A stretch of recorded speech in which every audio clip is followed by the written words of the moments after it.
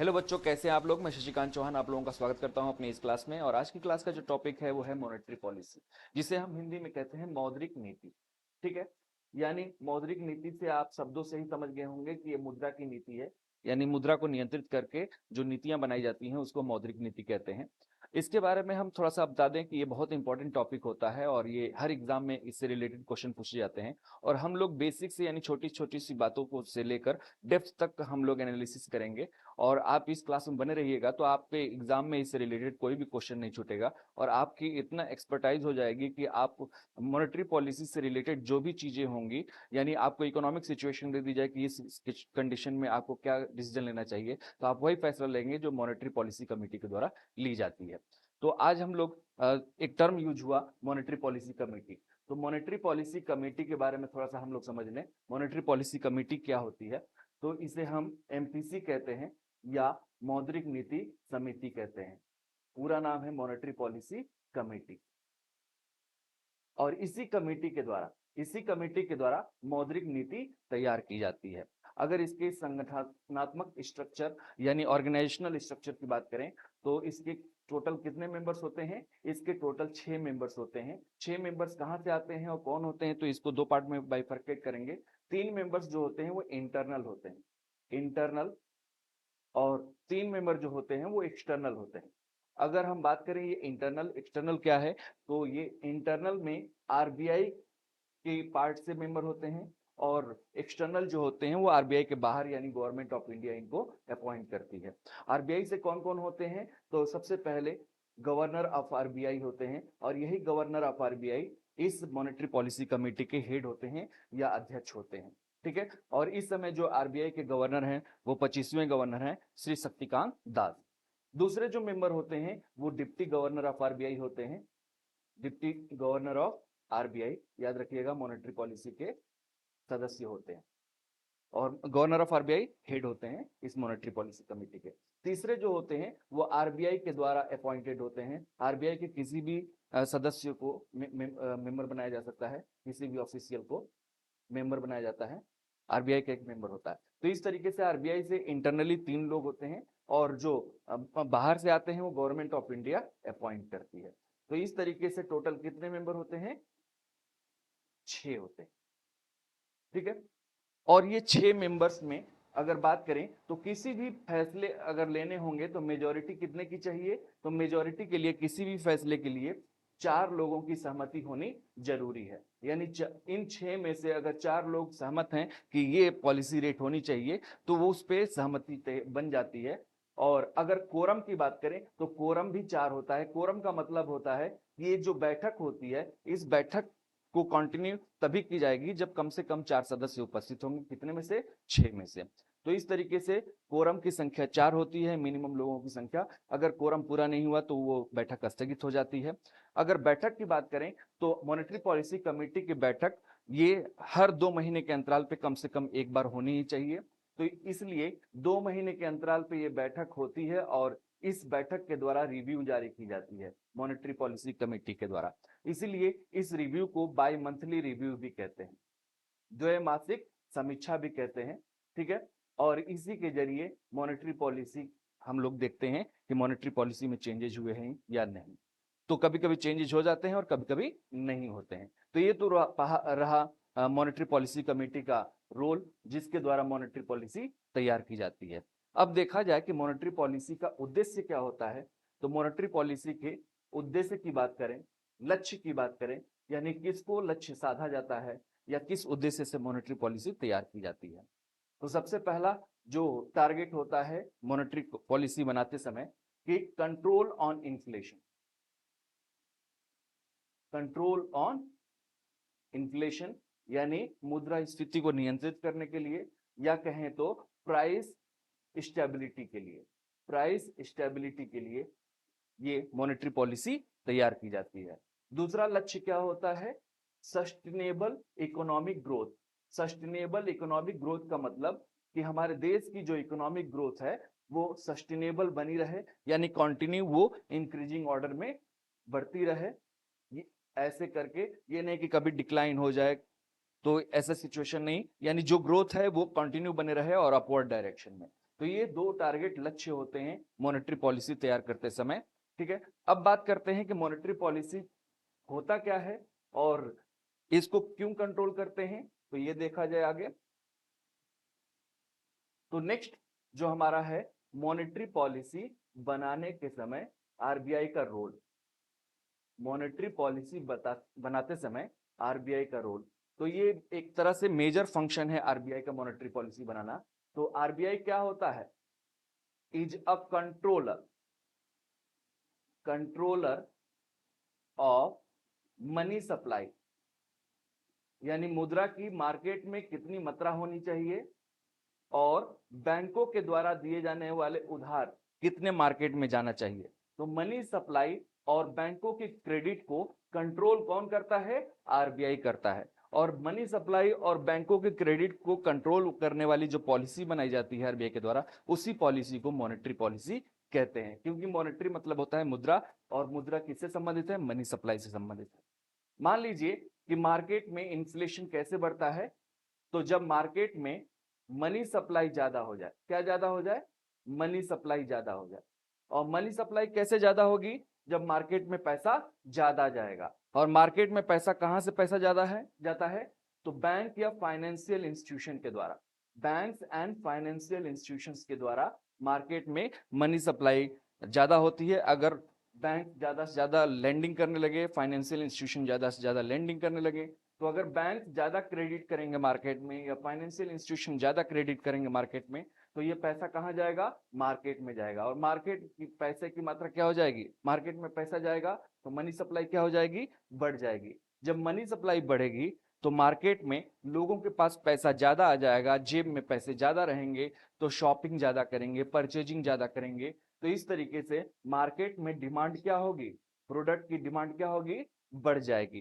Product की demand बढ़ने का मतलब कि मार्केट में जो भी सप्लाई है, प्रोडक्ट की सप्लाई है, वो कंपैरिजन में क्या हो जाएगी, कंपैरिजन में डिक्रीज हो जाएगी, यानी कम हो जाएगी। और अगर डिमांड ज्यादा हो जाती है और सप्लाई कम हो जाती है, तो इसका रिजल्टेंट क्या निकल के आता है कि प्रोडक्ट की प्राइस क्या हो जाती है, बढ़ जाती है। और प्रोडक्ट की प्राइस बढ़ने को दो तरीकों से रिप्रेजेंट करते हैं।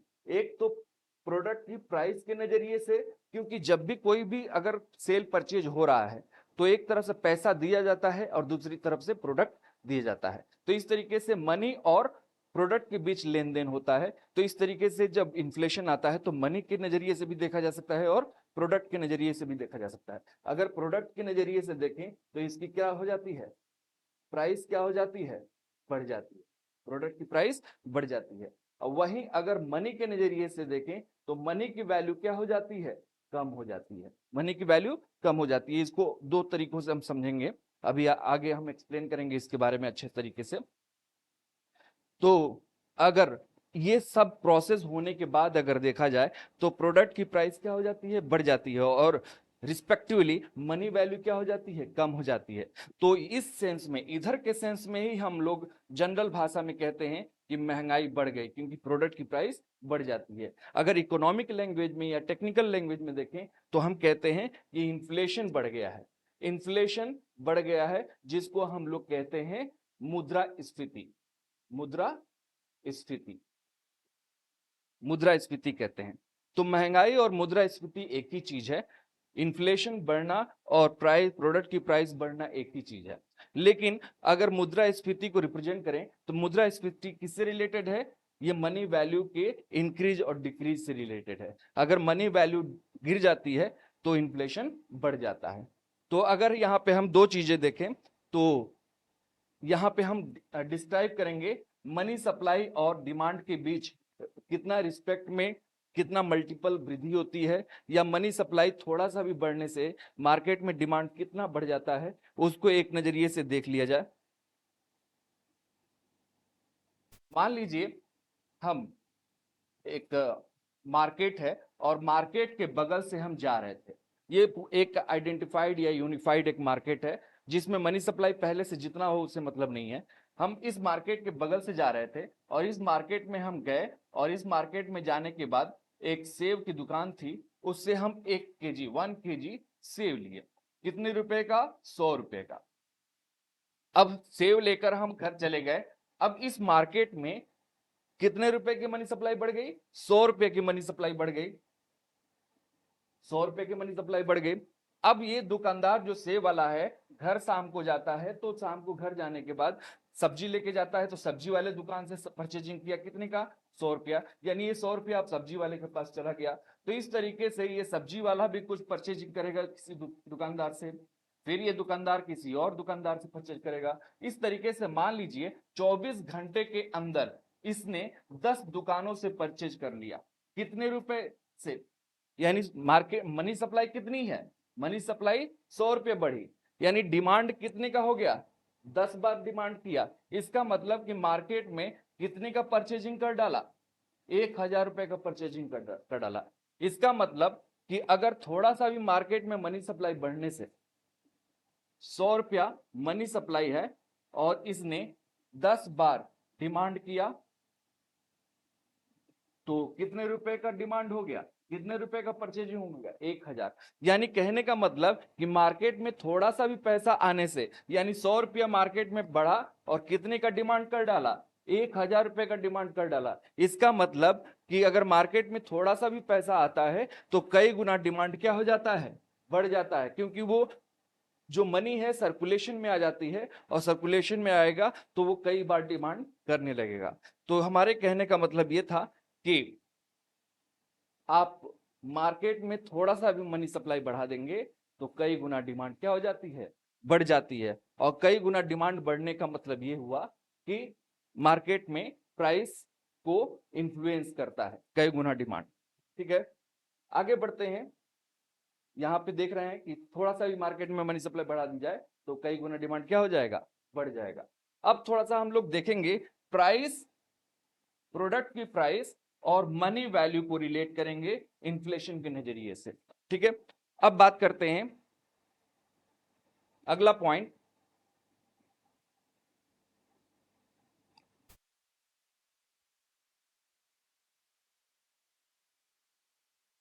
कि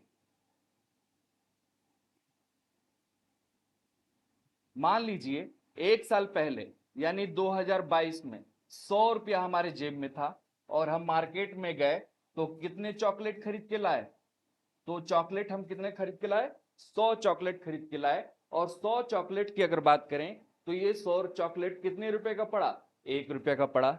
लेकिन वही चॉकलेट 2023 में हम गए खरीदने तो हमारे जेब में वही पैसा था जो 100 रुपया पहले भी था, मतलब कि अमाउंट उतना ही था, मॉनेटरी वैल्यू उतनी ही थी।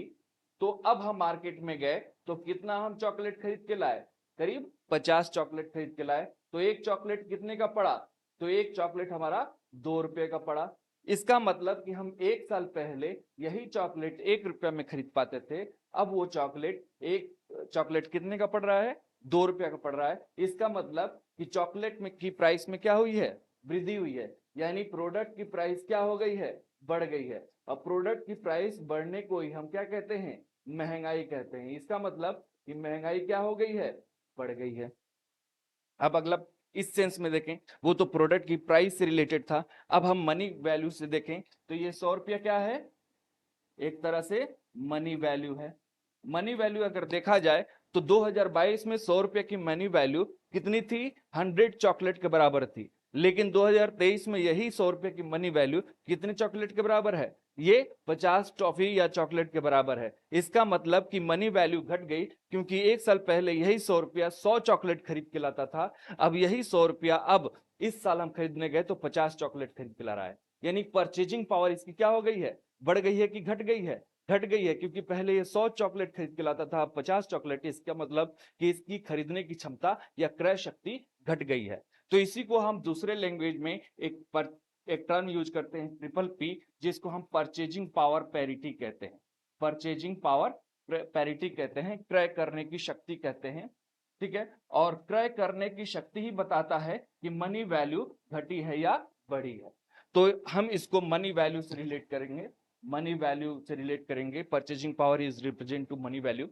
अगर मान लीजिए पर यहां मनी वैल्यू क्या हो गई है? मनी वैल्यू घट गई है। इसका मतलब कि यहां पे महंगाई बढ़ रही है तो मनी वैल्यू क्या हो रही है? घट रही है। इसका मतलब कि प्राइस और मनी वैल्यू में इनवर्सली प्रोपोर्शनल है, या कह सकते हैं इसको फार्मूले वाइज कि inflation is inversely proportional to triple P या मनी वैल्यू। ठीक है, अगर यहाँ पे अगर हम इंडिकेशन के जरिए बताएं तो अगर कभी भी इन्फ्लेशन बढ़ता है तो मनी वैल्यू क्या होती है, कम होती है। ठीक है, मनी वैल्यू कम होगी, या इसके ऑपोजिट कह सकते हैं कि अगर इन्फ्लेशन इन्फ्लेशन घटता है तो मनी वैल्यू बढ़ती है, यानी परचेजिंग पावर पैरिटी बढ़ती है, यानी कम पैसे में ही ज्यादा सामान लेके आएंगे। अगर यही डिफ्लेशन से रिलेशन देखा जाए तो triple P is directly related to deflation. ठीक है, अब अगला पॉइंट देखते हैं। यहां पे हम लोग तो समझ गए दो बातों को समझ गए कि मार्केट में अगर प्राइस को स्टेबल रखना है, यानी इन्फ्लेशन को कम करना है, तो हमको प्राइस को कम करना होगा। प्राइस कम तब होगा या तो सप्लाई को बढ़ा दें या डिमांड को घटा दें। अगर डिमांड घटाना है तो मार्केट की मनी सप्लाई को कम करना होगा। मार्केट की मनी सप्लाई को कम करने के लिए मार्केट में जो पैसा आ रहा है उसको कम करना होगा, और मार्केट में पैसा जो आ रहा है किसके जरिए, बैंकों के जरिए, इसको कम करना होगा, या फाइनेंशियल इंस्टीट्यूशन के जरिए इसको कम करना होगा। तो ये कम कैसे होगा, क्रेडिट्स कैसे कम होंगे, जब मार्केट में ऐसी मॉनेटरी पॉलिसी बनाई जाए जिससे क्रेडिट को कंट्रोल किया जा सके, और इस कंट्रोल से ही मनी सप्लाई को भी कंट्रोल किया जाएगा। तो इसीलिए आरबीआई जो पॉलिसी ऐसी पॉलिसी बनाए जिससे बैंक और फाइनेंशियल इंस्टीट्यूशन के द्वारा क्रेडिट्स को एडजस्ट करते हुए मनी सप्लाई को कंट्रोल किया जाए, इसी पॉलिसी को हम लोग क्या कहते हैं, मॉनेटरी पॉलिसी कहते हैं। ठीक है, तो ये मॉनेटरी पॉलिसी किसके द्वारा बनाई जाती है, आरबीआई के द्वारा, और आरबीआई के कौन से पार्ट के द्वारा, कौन सी कमेटी के द्वारा, मॉनेटरी पॉलिसी कमेटी के द्वारा, जो अभी हम इसके पहले चर्चा किए थे। अब बात आती है next point,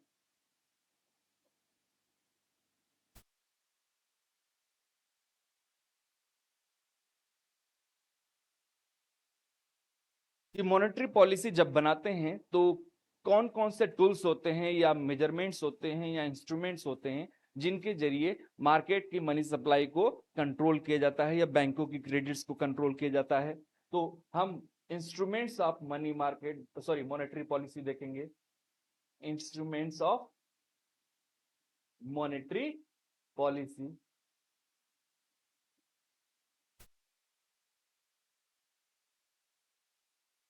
money monetary policy के जो इंस्ट्रूमेंट्स होते हैं या टूल्स होते हैं उनको दो पार्ट्स में डिवाइड करते हैं। एक होता है क्वांटिटेटिव मेजर्स या मेथड इसको कहते हैं, हिंदी में इसी को कहते हैं मात्रात्मक विधि। और दूसरे साइड होता है क्वालिटेटिव मेजर्स,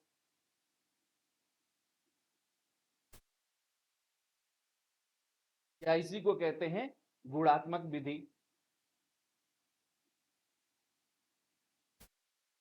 गुणात्मक विधि, अब नाम से ही स्पष्ट है कि इन दोनों में अंतर क्या है।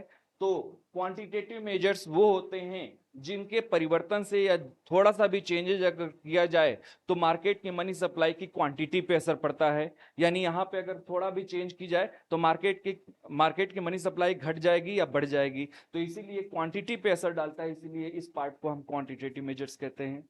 क्वालिटेटिव मेजर्स वो होते हैं जो ऐसे रेगुलेशंस आरबीआई के द्वारा बनाए जाएं जिससे बैंकों की क्वालिटी इंप्रूव होती है, जिससे लोगों का भरोसा बैंकों पे ज्यादा हो, ट्रस्ट ज्यादा हो, और बैंकों की जो रिस्क होती है उसको रिड्यूस किया जा सके। तो ऐसे रेगुलेशंस को, ऐसे नॉर्म्स को हम क्वालिटेटिव मेजर्स में रखते हैं। अब फर्दर हम क्वांटिटेटिव को दो पार्ट में डिवाइड करते हैं, ये बहुत इंपॉर्टेंट है, याद रखिएगा। एक होता है डायरेक्ट इंस्ट्रूमेंट्स, और दूसरा होता है इनडायरेक्ट इंस्ट्रूमेंट्स। अब डायरेक्ट इंस्ट्रूमेंट्स और इनडायरेक्ट इंस्ट्रूमेंट्स अभी थोड़ी देर बाद बता देंगे। डायरेक्ट इंस्ट्रूमेंट्स में कौन कौन से इंस्ट्रूमेंट्स आते हैं क्वांटिटेटिव मेजर्स में? एक होता है CRR, सब लोग जानते होंगे। दूसरा होता है SLR। तीसरा होता है रीफाइनेंस फैसिलिटी, पुनर्वित्त की सुविधाएं कहते हैं, रीफाइनेंस फैसिलिटी। ठीक है, ये तीनों ही किस कौन से इंस्ट्रूमेंट्स होते हैं, क्वांटिटेटिव मेजर्स के डायरेक्ट इंस्ट्रूमेंट्स में आते हैं। और ये सीआरआर और एसएलआर दोनों की अगर बात करें तो ये दोनों ही रिजर्व के रूप में रखे जाते हैं, रिजर्व रेशियो होते हैं ये। इनडायरेक्ट इंस्ट्रूमेंट्स की बात करें तो इनडायरेक्ट इंस्ट्रूमेंट्स में वो इंस्ट्रूमेंट आते हैं, जैसे बहुत इंपॉर्टेंट इंस्ट्रूमेंट है ओएमओ, जिसको हम ओपन मार्केट ऑपरेशन या खुले बाजार की प्रक्रिया कहते हैं। दूसरा होता है रेपो रेट, और ये बहुत इंपॉर्टेंट टर्म होता है, इसके बारे में हम लोग डिटेल डिस्कस करेंगे। तीसरा होता है reverse repo rate, reverse repo rate. चौथा होता है एचडीएफ, एचडीएफ यानी स्टैंडिंग डिपॉजिट फैसिलिटी, ये अभी नया 2022 में इंट्रोड्यूस हुआ है, नया इंस्ट्रूमेंट इनडायरेक्ट इंस्ट्रूमेंट के तौर पर। फिफ्थ होता है bank rate, bank rate. Sixth होता है एमएसएफ, मार्जिनल स्टैंडिंग फैसिलिटी। तो ये जो OMO, repo rate, reverse repo rate, HDF, bank rate और एमएसएफ आप देख रहे हैं, ये इनडायरेक्ट इंस्ट्रूमेंट्स के पार्ट होते हैं जो क्वांटिटेटिव मेजर्स में आते हैं। ठीक है, अब ये क्वांटिटेटिव मेजर्स के पार्ट हैं। इसका मतलब कि इनमें से जो भी इंस्ट्रूमेंट्स हैं, इनमें अगर थोड़ा सा भी चेंज की जाए तो मार्केट की मनी सप्लाई की क्वांटिटी पे असर पड़ता है, यानी मार्केट की मनी सप्लाई घट जाती है या बढ़ जाती है, तो क्वांटिटी पे असर पड़ता है, इसलिए इनको क्वांटिटेटिव मेजर्स में रखते हैं। डायरेक्ट इंस्ट्रूमेंट्स में इसलिए रखे हैं इनको, सीआरआर, एसएलआर, रिफाइनेंस फैसिलिटी को, क्योंकि इनमें चेंजेस करने से प्रत्यक्ष रूप से बाजार के मनी सप्लाई पे डायरेक्ट प्रभाव पड़ता है। और इनडायरेक्ट इंस्ट्रूमेंट्स वो होते हैं जिनमें आरबीआई तो चेंज करती है, लेकिन इसका डायरेक्ट इंपैक्ट बैंकों पे पड़ता है और बैंकों से फिर मार्केट पे प्रभाव पड़ता है। इसीलिए ये इस इंस्ट्रूमेंट्स में चेंज करने से डायरेक्ट मार्केट पे प्रभाव नहीं पड़ता है, इनडायरेक्ट पड़ता है by the way of banks, यानी बैंकों के जरिए। तो यानी बैंक पे डायरेक्ट और मार्केट में इनडायरेक्ट प्रभाव पड़ता है इनके चेंज करने से। ठीक है, अब बात करते हैं क्वालिटेटिव मेजर्स के इंस्ट्रूमेंट्स। सबसे पहला हम बात करेंगे रेगुलेशंस ऑफ मार्जिनल रिक्वायरमेंट्स, यानी आरबीआई कहती है कि हर बैंकों को कम से कम अपने पास मार्जिन रिक्वायर्ड फॉर्म में रखना चाहिए, regulations of marginal requirements.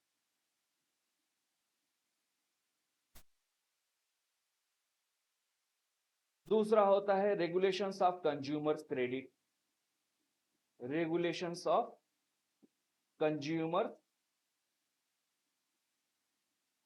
Credit. तीसरा होता है मोरल सुएसन, जिसको हम हिंदी में कहते हैं नैतिक दबाव, मोरल सुएसन। चौथा होता है क्रेडिट राशनिंग। ठीक है, तो ये इसमें जो आप इंस्ट्रूमेंट्स देख रहे हैं ये सब क्वालिटेटिव मेजर्स के पार्ट हैं। इसमें चेंज करने से कोई मार्केट की मुद्रा की मनी सप्लाई पे कोई असर नहीं पड़ता है, लेकिन बैंकों की क्वालिटी इससे इंप्रूव होती है, इसलिए इसको क्वालिटेटिव मेजर्स में रखे हैं। अब हम लोग डिटेल डिस्कस करेंगे एक एक इंस्ट्रूमेंट्स के बारे में, और इनके चेंजेस होने से क्या मार्केट पे इंपैक्ट पड़ता है वो देखेंगे। तो नया हम लोग आगे बढ़ते हैं, सीआरआर और एसएलआर को एक साथ पढ़ेंगे, क्योंकि इनके बीच सिमिलरिटी और डिसिमिलरिटी या डिफरेंसेस हमको पता चल सके। तो सबसे पहले हम लोग पढ़ेंगे डायरेक्ट इंस्ट्रूमेंट्स के सीआरआर और एसएलआर के बारे में। अब सीआरआर एसएलआर के अगर एक एक पॉइंट देखा जाए तो सीआरआर को हम फुल फॉर्म के तौर पे किस नाम से जानते हैं, कैश रिजर्व रेशियो के नाम से जानते हैं, कैश रिजर्व रेशियो, जिसको हम हिंदी में कहते हैं नगद आरक्षित अनुपात। और एसएलआर का पूरा नाम होता है स्टैच्यूटरी लिक्विडिटी, लिक्विडिटी रेशियो, इसको हम सांविधिक तरलता अनुपात कहते हैं। इसका मतलब ये दोनों ही रेशियो फॉर्म में होते हैं। ठीक है, किसी न किसी चीज का एक रेशियो हो के फॉर्म में होते हैं। अब वो आगे हम चल कर डिटेल में डिस्कस करेंगे, देखेंगे। सबसे दूसरा पॉइंट, इसका इंपॉर्टेंट पॉइंट ये होता है कि ये जो कैश रिजर्व रेशियो होता है ये ओनली इन किस सॉरी ये हम बात करें सीआरआर, तो सीआरआर किस फॉर्म में होता है, सीआरआर किस रूप में रखा जाता है, सीआरआर जो होता है वो रिजर्व के रूप में आरक्षित के तौर पर रखा जाता है। एसएलआर किस रूप में रखा जाता है, ये भी क्या होता है, एक रिजर्व होता है, जो अभी हम लोगों ने डिस्कस किया था। तो सीआरआर और एसएलआर में सिमिलरिटी क्या है, दोनों ही रिजर्व होते हैं। ठीक है, अब तीसरा पॉइंट ये है कि ये रिजर्व जो रखा जाता है वो किस फॉर्म में रखा जाता है, तो ये रिजर्व रखा जाता है only in cash form, only in cash form, यानी केवल नगद के रूप में ही ये रिजर्व रखा जाता है। अगर ये डिफरेंस हो गया दोनों के बीच, पहला पॉइंट रिजर्व है, ये दोनों सिमिलरिटी हो गई, लेकिन थर्ड पॉइंट जो है वो हम डिफरेंस बता रहे हैं सीआरआर और एसएलआर के बीच। तो तीसरा पॉइंट अगर देखा जाए दोनों के बीच अंतर, तो ये कैश में भी रख सकते हैं, गोल्ड में भी रख सकते हैं, और गवर्नमेंट सिक्योरिटीज के फॉर्म में भी रख सकते हैं। तो ये डिफरेंस हो गया किसके बीच, सीआरआर और एसएलआर के बीच। ठीक है, तो ये इसमें कंपलसरी है कि आप कैश के रूप में रखेंगे, लेकिन यहाँ ऑब्लिगेशन है कि आप कैश में भी रख सकते हैं, गोल्ड में भी रख सकते हैं, गोल्ड के फॉर्म में भी, और गवर्नमेंट सिक्योरिटी के फॉर्म में भी रख सकते हैं।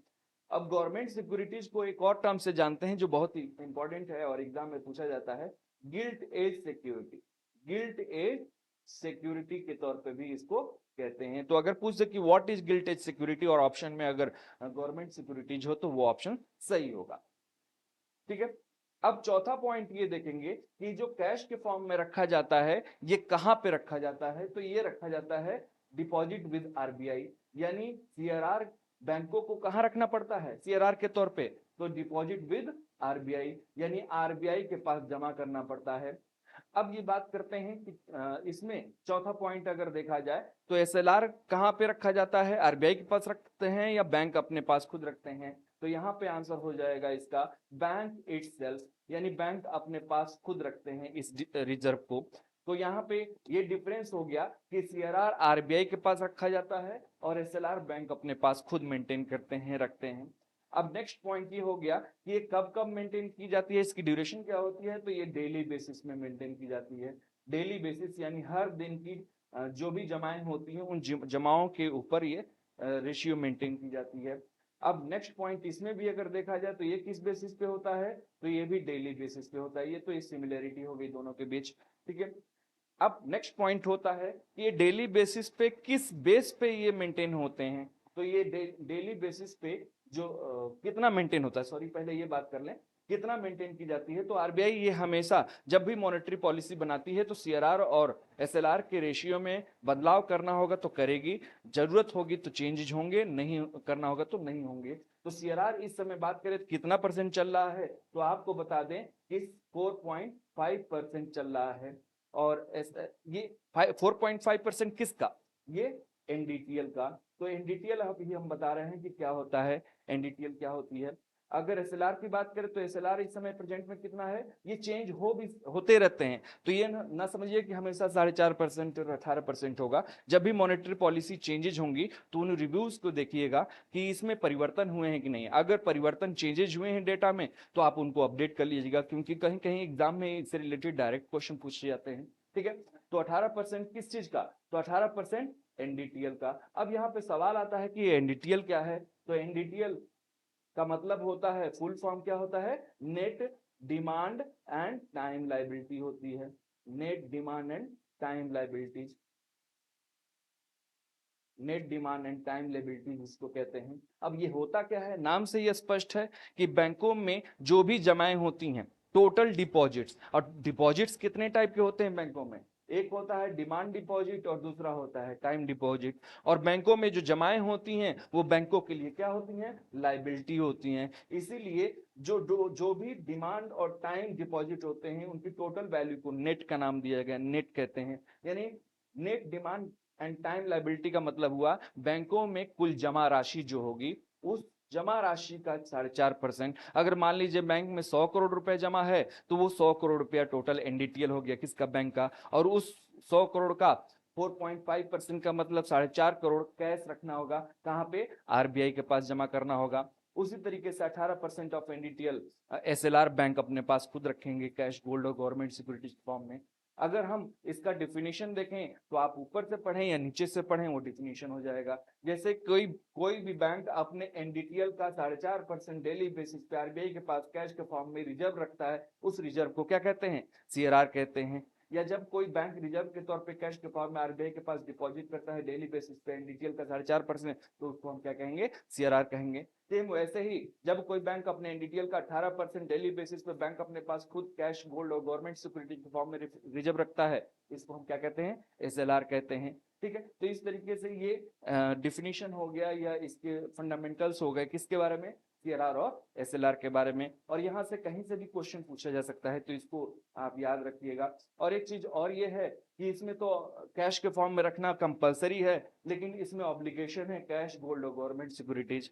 तो बैंक ज्यादा से ज्यादा फायदा किस फॉर्म में रखने का है, गोल्ड रखें या गवर्नमेंट सिक्योरिटीज। कैश में अगर ज्यादा रखेंगे तो उनका कैश ब्लॉक हो जाएगा, इसलिए मार्केट में पैसे लेंडिंग के लिए पैसे कम बचेंगे, यानी कम जाएंगे। इसीलिए बैंक ज्यादा से ज्यादा क्या रखते हैं, गोल्ड या गवर्नमेंट सिक्योरिटीज रखते हैं। क्योंकि गवर्नमेंट सिक्योरिटीज अगर रखेंगे तो उसका इंटरेस्ट तो मिल रहा है, इनडायरेक्टली कहीं ना कहीं से फायदा हो रहा है, लेकिन कैश में जमा हो जाएगा, ब्लॉक हो जाएगा, तो इससे तो कोई रिटर्न आएगा नहीं। इसीलिए बैंक गोल्ड या गवर्नमेंट सिक्योरिटीज में ज्यादा रखते हैं, क्योंकि ऑब्लिगेशन है, कंपलसरी नहीं है कि कैश के फॉर्म में रखें।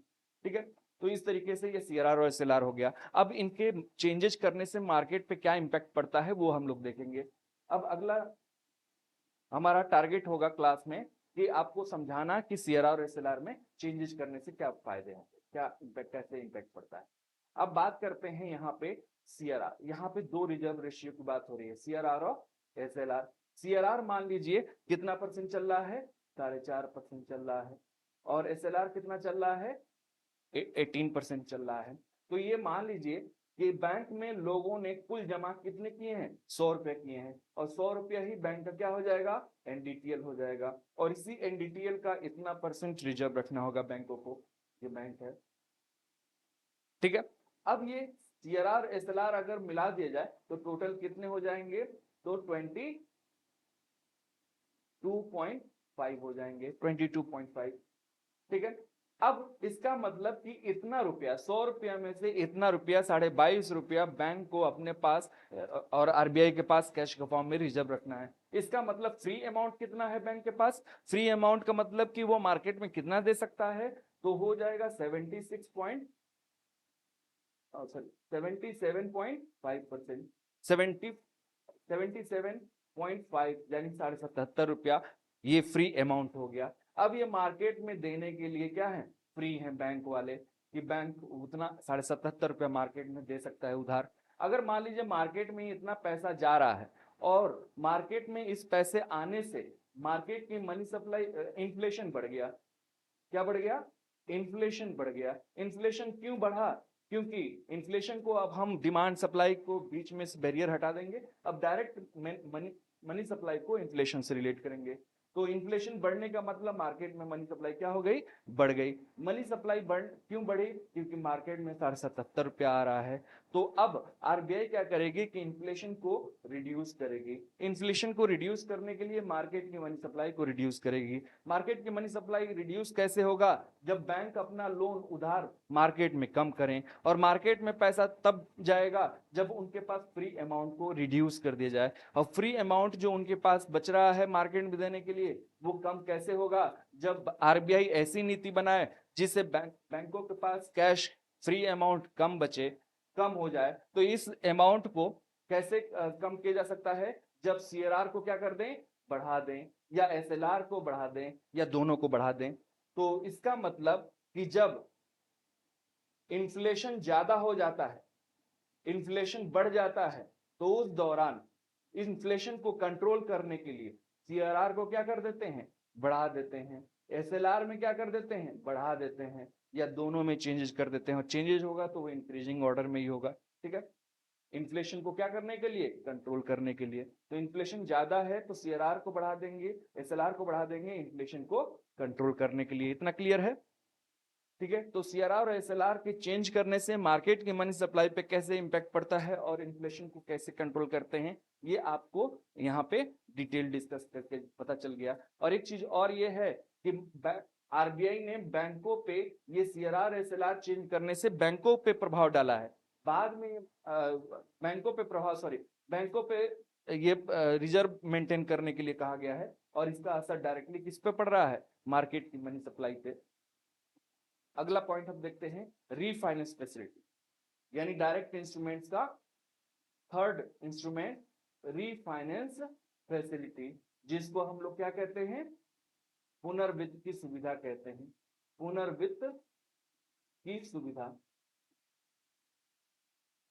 तो एक एग्जांपल लेंगे, जैसे नाबार्ड,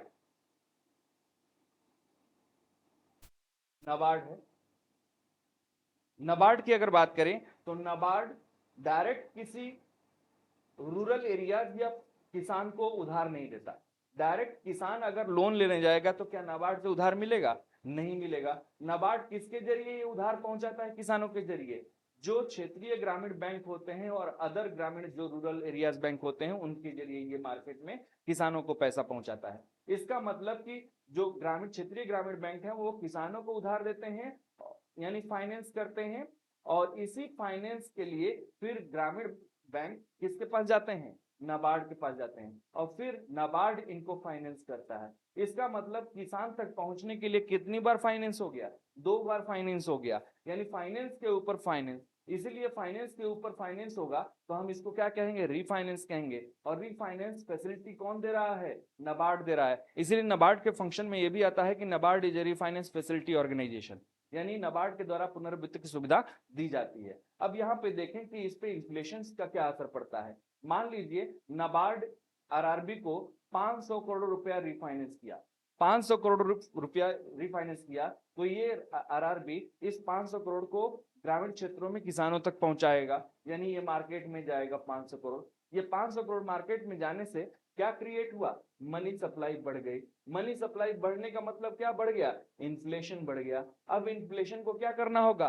कंट्रोल करना होगा, यानी नियंत्रित करना होगा, यानी इन्फ्लेशन को कम करना होगा, क्योंकि इन्फ्लेशन बढ़ा हुआ था। इन्फ्लेशन कैसे कम होगा? जब मार्केट की मनी सप्लाई को कम कर दी जाए। मार्केट की मनी सप्लाई कब कम होगी? जब ये किसानों तक जो पैसा आ रहा है इसको रिड्यूस कर दी जाए। इसको रिड्यूस करने का मतलब कि रिफाइनेंस फैसिलिटी को कम कर दी जाए। यानी रिफाइनेंस फैसिलिटी को एग्जांपल के जरिए देखें तो पहले 500 करोड़ आ रहा था, अब मार्केट में रिफाइनेंस कितना होने लगा? 400 करोड़। 400 करोड़ रिफाइनेंस होने से अब बैंकों के पास 400 करोड़ आ रहे हैं, तो अब किसानों तक कितना पहुंचेगा? 400 करोड़ ही पहुंचेगा। ये 400 करोड़ जब किसानों तक पहुंचेगा तो ये किसान पहले 500 करोड़ आ रहा था, अब 400 करोड़ आ रहा है। इसका मतलब कि मार्केट की मनी सप्लाई पहले से कितने करोड़ घट गई? 100 करोड़ घट गई। और मैंने बताया था कि अगर थोड़ा सा भी मनी सप्लाई अगर रिड्यूस कर दी जाती है तो डिमांड पे कई गुना का असर पड़ता है। तो इसका मतलब कि 100 करोड़ अगर कम हो गई तो इसका असर मनी सप्लाई पे पड़ेगा। मनी सप्लाई रिड्यूस होगी तो इन्फ्लेशन भी क्या हो जाएगा? कम हो जाएगा, क्योंकि डिमांड कम हो जाएगी, और डिमांड कम होगी तो प्राइस स्टेबल हो जाएगा, और प्राइस स्टेबल के लिए ही मॉनेटरी पॉलिसी बनाई जाती है, और उसी मॉनेटरी पॉलिसी में ये इंस्ट्रूमेंट है जिसको हम रिफाइनेंस फैसिलिटी कहते हैं। ठीक है, और रिफाइनेंस फैसिलिटी ये इंपॉर्टेंट टॉपिक होता है, नाबार्ड में हम लोग इसको डिटेल में पढ़ते हैं, और ये एक तरह से डायरेक्ट इंस्ट्रूमेंट है, क्योंकि नाबार्ड में रिफाइनेंस फैसिलिटी में चेंज करने से डायरेक्ट किस पे प्रभाव पड़ रहा है? मार्केट की मनी सप्लाई पे पड़ रहा है। ठीक है, अगला स्लाइड है। अगला हम लोग देखते हैं, ये 3 चीज तो पढ़ लिए हम लोग डायरेक्ट इंस्ट्रूमेंट्स में, एक सीआरआर पढ़ लिए, एसएलआर पढ़ लिए, और रिफाइनेंस फैसिलिटी पढ़ लिए। अब हम लोग पढ़ेंगे इनडायरेक्ट इंस्ट्रूमेंट्स में ओएमओ, ओएमओ जिसको हम लोग कहते हैं open market operation.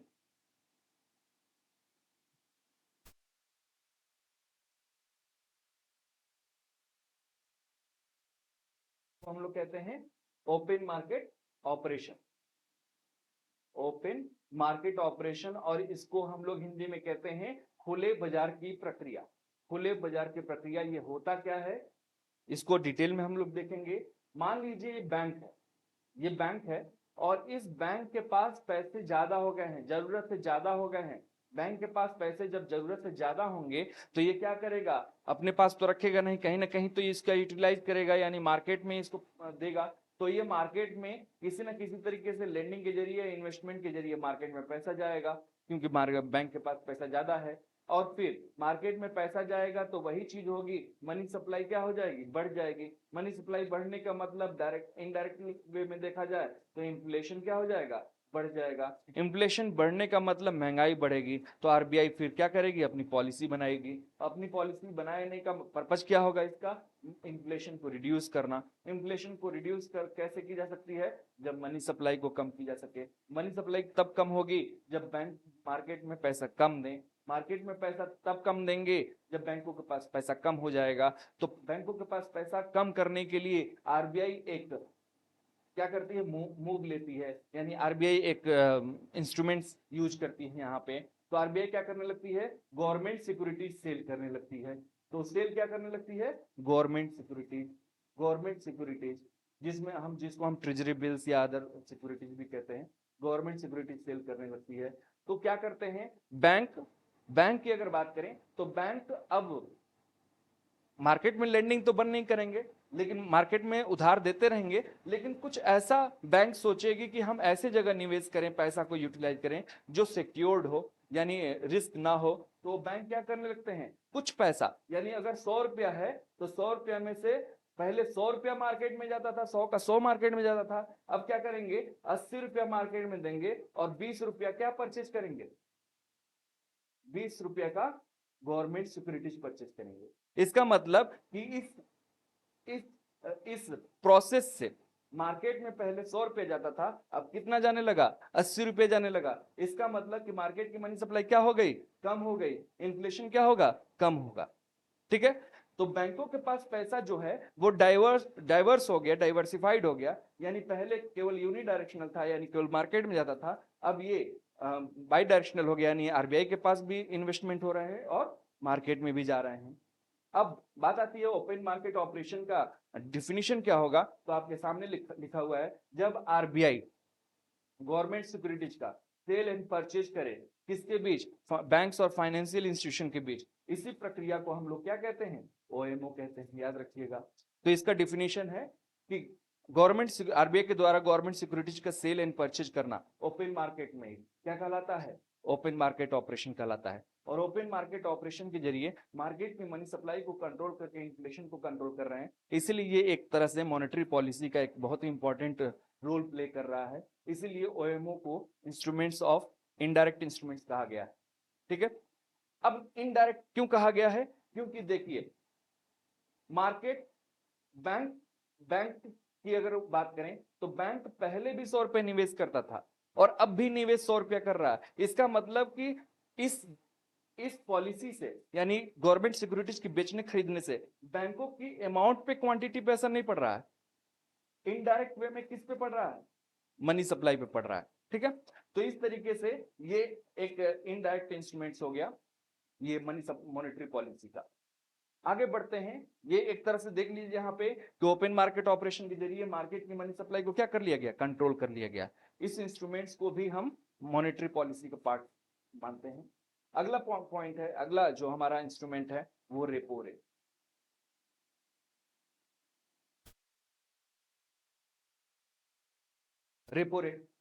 Repo rate को हम रीपर्चेज रेट भी कहते हैं, रीपर्चेज रेट कहते हैं।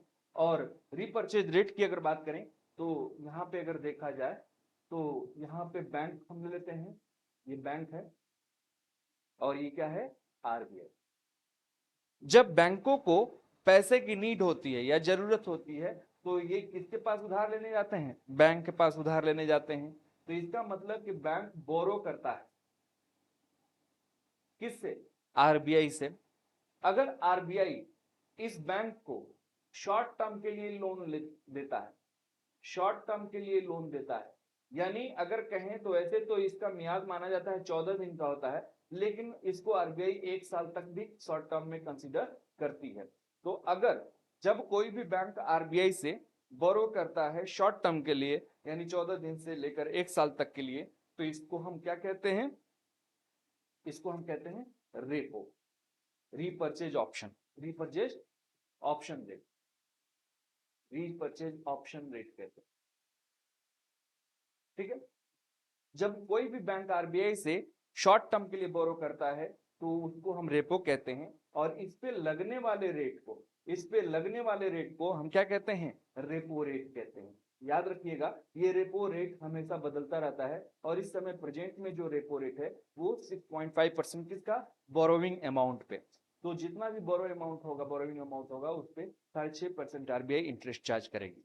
अब ये बात आती है कि ये रीपर्चेज क्यों है, क्योंकि पहले आरबीआई ने बैंक से ये गवर्नमेंट सिक्योरिटी, यानी ये जो बोरो करता है बैंक, तो आरबीआई ऐसे ही पैसे नहीं दे देती है, क्या रखती है अपने पास, बैंकों से रखवाती है, गवर्नमेंट सिक्योरिटीज रखवाती है, और फिर बैंक उस गवर्नमेंट सिक्योरिटीज के बिहाफ पे लोन परचेज करते हैं। क्या करते हैं? लोन परचेज करते हैं। और फिर बाद में ये गवर्नमेंट लोन वापस करते हैं और फिर गवर्नमेंट सिक्योरिटीज को परचेज कर लेते हैं। तो इस तरीके से देखा जाए तो यहाँ पे दो बार परचेज हो रहा है, एक तो बोरो परचेज हो रहा है, लोन परचेज हो रहा है, और दूसरा लास्ट में गवर्नमेंट सिक्योरिटीज परचेज करने पड़ रही है। इस तरीके से हम इसको हम रीपरचेज कहते हैं, यानी परचेज के ऊपर परचेज, परचेज, ठीक है। और इसके जरिए मार्केट में मनी फ्लो होती है। अब मान लीजिए बैंक क्यों लोन ले रहा है आरबीआई से? तो इसलिए ले रहा है क्योंकि वो मार्केट में दे सके, मार्केट में उसको मूव कर सके। तो यहाँ पे मॉनेटरी पॉलिसी के इंस्ट्रूमेंट्स में रेपो रेट घटाने और बढ़ाने से क्या चेंज होगा, अभी थोड़ी देर बाद समझेंगे। लेकिन अभी फिलहाल समझ लें एक और चीज कि रेपो रेट जब शॉर्ट टर्म के लिए होता है तो रेपो रेट होता है, लेकिन अगर एबव 1 ईयर के लिए अगर बैंक उधार ले, एबव 1 ईयर के लिए अगर बैंक उधार लेती है तो इसको क्या कहते हैं? तो ये लॉन्ग टर्म कहलाता है, लॉन्ग टर्म बोरोविंग कहलाता है। और लॉन्ग टर्म बोरोविंग यानी 1 साल से ऊपर के उधार पे जो ब्याज लगता है उसको हम बैंक रेट कहते हैं। क्या, कौन सा रेट कहते हैं? बैंक रेट कहते हैं। और बैंक रेट इस समय कितना चल रहा है? 6.75% चल रहा है, ठीक है। तो यानी 0.25% या कहें तो 25 बेसिस पॉइंट रेपो रेट से हमेशा ज्यादा होता है क्या? Bank rate. और बैंक रेट और एमएसएफ दोनों बराबर होते हैं, याद रखिएगा। एमएसएफ भी हम लोग थोड़ी देर में देखेंगे, मार्जिनल स्टैंडिंग फैसिलिटी, ठीक है। तो एमएसएफ और बैंक रेपो रेट की बात करें तो 0.25% या 25 बेसिस पॉइंट का अंतर होता है। दोनों में, दोनों एक ही चीज है, बस ड्यूरेशन का अंतर है। अगर बैंक आरबीआई से शॉर्ट टर्म के लिए यानी 1 साल से कम के लिए उधार ले तो उस पर लगने वाला जो ब्याज दर होता है उसको रेपो रेट कहते हैं। अगर 1 साल से ऊपर के लिए उधार ले तो इस पे लगने वाले ब्याज को हम बैंक रेट कहते हैं। अब इसका मार्केट पे इंपैक्ट देखेंगे कि मार्केट पे इंपैक्ट क्या पड़ता है। मान लीजिए 6% ब्याज रखा गया है रेपो रेट का, 6% ब्याज आरबीआई ने रखी है रेपो रेट पे। तो बैंक मार्केट में जो देगा वो 6% के ऊपर ही देगा। मान लीजिए 10% ब्याज दर पे दे रहा है मार्केट में, तो ब्याज मार्केट में 10% पे जा रहा है तो लोग, पब्लिक ज्यादा डिमांड कर रही है, क्योंकि रेट क्या है? सस्ता या ऑप्टिमम है। तो पब्लिक ज्यादा डिमांड करेगी तो मार्केट में मनी सप्लाई बढ़ेगी। मार्केट में मनी सप्लाई बढ़ेगी तो फिर क्या होगा? इन्फ्लेशन बढ़ जाएगा। इन्फ्लेशन बढ़ेगा तो अब इसको कंट्रोल करने वाली नीति बनाई जाएगी आरबीआई के द्वारा। तो इन्फ्लेशन को कम करना होगा। इन्फ्लेशन को कम करने के लिए मनी सप्लाई कम करनी होगी। मनी सप्लाई कम तब होगी जब पब्लिक बैंक से उधार लेना कम कर दे। पब्लिक बैंक से उधार कब कम लेगी? जब bank rate, sorry, repo rate को, जो रेट ऑफ इंटरेस्ट है उसको बढ़ा दिया जाए, इसको बढ़ा दिया जाए। तो जब महंगा हो जाएगा लोन तो लोग लोन लेना क्या कर देंगे? कम कर देंगे। और बैंक लोन तब कम करेगी, सॉरी, बैंक लोन तब बढ़ाएगी जब आरबीआई अपना रेपो रेट क्या कर दे? बढ़ा दे। मान लीजिए फॉर एग्जांपल आरबीआई अपना 6% से रेट बढ़ाकर क्या कर दिया? 7% कर दिया। 6% से बढ़ाकर 7% कर दिया तो बैंक तो 10% रखेगा नहीं। ये मान लीजिए फॉर एग्जांपल 12% बढ़ा दिया। 12% बढ़ाने का मतलब पब्लिक के लिए ये लोन कॉस्टली होने लगा, यानी महंगा लगने लगा। तो जब महंगा लगेगा तो महंगा चीज कम खरीदी जाती है, कम ली जाती है, डिमांड कम हो जाती है, तो पब्लिक कम उधार लेगी। तो इस तरीके से प्रोसेस में देखा जाए कि मनी सप्लाई कम हो जाएगी और इन्फ्लेशन भी कम हो जाएगा। तो इस तरह से देखा जाए तो रेपो रेट घटने, रेपो रेट बढ़ाने से मार्केट की मनी सप्लाई को कम किया जा रहा है या इन्फ्लेशन को कम कर दिया जा रहा है। इसका मतलब कि जब भी इन्फ्लेशन इन्फ्लेशन ज्यादा होगा, इन्फ्लेशन को कम ज्यादा होगा और इसको कम करना होगा, तो बदले में आपको रेपो रेट में क्या परिवर्तन करना होगा या बैंक रेट में क्या परिवर्तन करना होगा? रेपो रेट को बढ़ाना होगा। तो याद रखिएगा कि इन्फ्लेशन को कम करने के लिए, इन्फ्लेशन को डाउन करने के लिए, महंगाई को कम करने के लिए रेपो रेट को क्या करना होगा? बढ़ाना होगा। तो कभी कभी यह क्वेश्चन डायरेक्टली इंटरव्यू में हर जगह पूछी जाती है कि रेपो रेट में क्या चेंजेस होंगे इन्फ्लेशन को रेगुलेट करने के लिए? तो रेपो रेट को बढ़ा दिया जाएगा। वैसे ही बैंक रेट को भी क्या कर देंगे? बढ़ा देंगे। वैसे ही एमएसएफ को भी क्या कर देंगे? बढ़ा देंगे। तो इस तरीके से आपके सामने सिचुएशन के आधार पर आप डिसीजन ले सकते हो कि इन्फ्लेशन के दौरान कब क्या डिसीजन लेना चाहिए। अब पॉइंट आता है अगला। हम लोग रेपो रेट पढ़ लिए, बैंक रेट पढ़ लिए, अब रिवर्स रेपो रेट पढ़ेंगे। रिवर्स रेपो रेट, ठीक है। और साथ में इसी से मिलता जुलता है एसडीएफ, स्टैंडिंग डिपॉजिट फैसिलिटी। अभी 2022 में ये इंट्रोड्यूस हुआ है। नया इंस्ट्रूमेंट है, लेकिन दोनों ये just like reverse repo rate है, इसकी जगह एक तरह से सब्स्टिट्यूट के तौर पे आया है। रिवर्स रेपो रेट की अगर बात करें तो रिवर्स रेपो रेट क्या होता है, मान लीजिए बैंक के पास पैसे ज्यादा हो जाते हैं, बैंक के पास पैसे ज्यादा हो जाते हैं, तो आरबीआई क्या करती है कि बैंकों के पैसे को एब्जॉर्ब करने के लिए आरबीआई एक पॉलिसी इंस्ट्रूमेंट्स यूज करती है जिसको हम रिवर्स रेपो रेट कहते हैं। अब बैंक अपने बैंकों के पास पैसा ज्यादा हो जाने के बाद ये एक तरह से क्या मिथ है कि आदमी सोचता है कि रेपो रेट में बैंक आरबीआई से उधार लेता है और जब आरबीआई बैंक से उधार लेता है तो उसको रिवर्स रेपो कहते हैं। ठीक है, तो ये गलत मिथ्या है कि आरबीआई कभी भी बैंकों से उधार नहीं लेता है, बैंक खुद अपने एक्स्ट्रा मनी को डिपॉजिट करने जाते हैं। तो जब कोई भी बैंक अपने एक्सेस मनी को या सरप्लस मनी को आरबीआई के पास डिपॉजिट करता है, आरबीआई के पास डिपॉजिट करता है और आरबीआई उसके बदले गवर्नमेंट सिक्योरिटीज प्रोवाइड करती है, किसको, बैंकों को।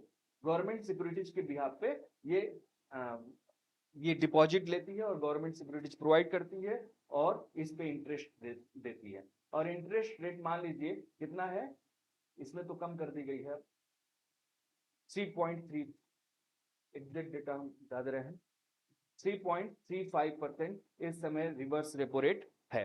तो इसका मतलब कि बैंक अपने सरप्लस मनी को आरबीआई के पास डिपॉजिट करती है और आरबीआई उसके बदले में कितना ब्याज दे रही है, 3.35% दे रही है किसको, बैंकों को। ठीक है, अब आरबीआई गवर्नमेंट सिक्योरिटीज इसमें रखती है किसके पास, एक तरह से गारंटी के तौर पर रखती है। तो इस पे लगने वाली ब्याज दर को क्या कहते हैं, रिवर्स रेपो रेट कहते हैं, रिवर्स रेपो रेट कहते हैं। एचडीएफ और रिवर्स रेपो रेट में मेजर डिफरेंस क्या है कि इसमें सेम प्रोसेस होता है, सेम प्रोसेस होता है, यानी बैंक अपने सरप्लस मनी को आरबीआई के पास डिपॉजिट तो करते हैं, लेकिन आरबीआई इसके बदले में कोई गवर्नमेंट सिक्योरिटीज नहीं रखती, गवर्नमेंट सिक्योरिटीज नहीं रखती है, लेकिन गवर्नमेंट सिक्योरिटीज नहीं रखती है लेकिन इसके बदले में ज्यादा हायर इंटरेस्ट रेट देती है। और इस समय जो एचडीएफ जो इंटरेस्ट रेट है आरबीआई जो बैंकों को देती है डिपॉजिट के अगेंस्ट में, वो 6.25% है। इसका मतलब रेपो से केवल 25 बेसिस पॉइंट कम है। ठीक है,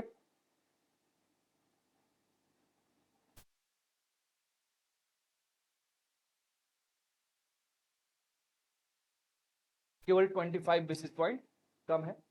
अब इस पे ब्याज जो दी जाती है वो एचडीएफ कहलाती है, यानी स्टैंडिंग डिपॉजिट फैसिलिटी कहलाती है। और इस डिपॉजिट पे ये वैसे ही सेम रिएक्शन होते हैं जैसे मार्केट, बैंक के पास पैसा ज्यादा हो जाएगा तो बैंक ज्यादा से ज्यादा मार्केट में पैसा देने लगेंगे, क्योंकि जो आरबीआई ऑफर करती है ब्याज दर उससे ज्यादा मार्केट में मिलता है, तो मार्केट में पैसा ज्यादा जाता है। और जब लगता है आरबीआई को कि मार्केट में पैसा ज्यादा जा रहा है तो आरबीआई क्या करती है, अपना repo rate, reverse repo rate को क्या कर देती है, बढ़ा देती है। अब जब रिवर्स रेपो रेट को बढ़ा देगी तो बैंकों को लगेगा कि मार्केट में डिपॉजिट करने से बढ़िया आरबीआई के पास जमा करो, सिक्योर जगह पैसा भी गया है और साथ में इंटरेस्ट भी अच्छा खासा मिलने लगा पहले से। तो अब बैंक अपना पैसा कहाँ जमा करने लगते हैं, आरबीआई के पास। आरबीआई के पास जमा करेंगे तो बैंकों के पास पैसा जो मूवमेंट है वो मार्केट में ना हो के आरबीआई के पास जाएगा। तो इसका मतलब कि पहले से मार्केट में पैसा जाना क्या हो जाएगा, कम हो जाएगा, यानी मनी सप्लाई क्या हो जाएगी, कम हो जाएगी। मनी सप्लाई कम होने का मतलब इन्फ्लेशन कंट्रोल में आ जाएगा। ठीक है, तो इन्फ्लेशन को कंट्रोल करने के लिए रिवर्स रेपो रेट को क्या कर देते हैं, बढ़ा देते हैं। ठीक है, और एचडीएफ को क्या कर देते हैं, इसको भी बढ़ा देते हैं। तो इस तरीके से ये दोनों इंस्ट्रूमेंट्स काम करते हैं। ठीक है, अब थोड़ा सा बात करेंगे कि ये जो मॉनेटरी पॉलिसी है इसमें जो इंस्ट्रूमेंट्स हैं इनको किस आधार पर हम लोग बाइफरकेट करते हैं कि ये इन्फ्लेशन कंट्रोल होगा। तो इन्फ्लेशन को इंडिकेट करने वाले कुछ इंडिकेटर होते हैं। इंडिकेटर का मतलब सूचकांक होते हैं, जैसे डब्ल्यूपीआई और सीपीआई। एक चीज बता दें कि किसी भी प्रोडक्ट लाइफ साइकिल में 3 स्टेज होते हैं। एक होता है प्रोडक्शन लेवल जिसको हम पीपीआई कहते हैं, उसके बाद होलसेलर इसको परचेज करते हैं और होलसेलर के बाद ये किसके पास जाता है, कंज्यूमर के पास जाता है। तो होलसेल लेवल पे जो प्राइस होती है उसको हम डब्ल्यूपीआई कहते हैं और कंज्यूमर लेवल पे जो प्राइस इंडिकेट करती है उसको कंज्यूमर प्राइस इंडेक्स कहते हैं। इसमें अंतर बेसिक ये होता है कि डब्ल्यूपीआई में गुड्स के इन्फ्लेशन की महंगाई को कंट्रोल करते हैं यानी कवर करते हैं, लेकिन सर्विसेज को इसमें नहीं रखते हैं, यानी डब्ल्यूपीआई में सर्विसेज पार्ट नहीं इंक्लूड होते हैं क्योंकि सर्विस की कोई होलसेल वैल्यू नहीं होती है। इसका मतलब कि डब्ल्यूपीआई में केवल किसकी महंगाई को इंडिकेट किया जाता है, गुड्स की, और सीपीआई में किसको की जाती है, तो इसमें गुड्स की भी महंगाई कंट्रोल होती है यानी ऑब्जर्व की जाती है, और सर्विसेज की भी, क्योंकि फाइनल प्राइस होती है। ठीक है, तो ये इस तरीके से पहले क्या होता था कि डब्ल्यूपीआई के आधार पर मौद्रिक नीति तैयार की जाती थी, लेकिन 2013 में उर्जित पटेल की अध्यक्षता में एक कमेटी बनाई गई थी जिसका नाम था expert committee on revise and review of monetary policy. तो इस कमेटी के द्वारा फैसला लिया गया कि जो भी मॉनेटरी पॉलिसी होगी वो किस आधार पर तय की जाएगी, सीपीआई के आधार पर तय की जाएगी। इसीलिए आज की डेट में सीपीआई के आधार पर ही मॉनेटरी पॉलिसी तैयार की जाती है। ठीक है, तो आज की डेट में बस इतना ही क्लास ओवर हो जाएगा। अगली क्लास में हम लोग नेक्स्ट टॉपिक देखेंगे। थैंक यू, धन्यवाद।